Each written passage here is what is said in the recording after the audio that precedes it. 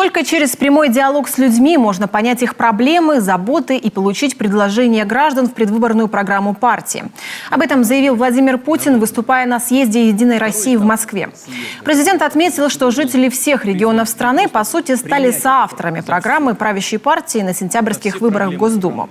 Владимир Путин внес свои предложения, прокомментировал программу партии и обозначил ключевые направления будущей работы.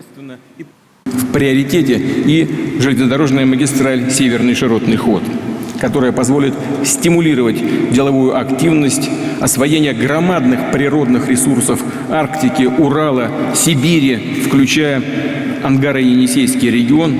И уже сейчас есть целая линейка инструментов и финансовых источников, кстати говоря, чтобы приступить к этой работе.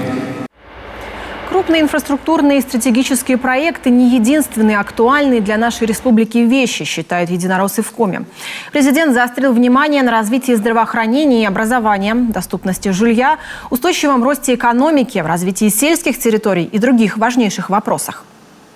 Главное, что увидел со съезда и для себя, и что можно привлечь республике, это малая авиация, которую Путин Владимир Владимирович озвучил, это 340 миллиардов рублей, что для нас более подходит, потому что республика очень огромная. Итоговый смысл съезда – это был посыл, это народная программа, нужно поддержать вместе ему сила.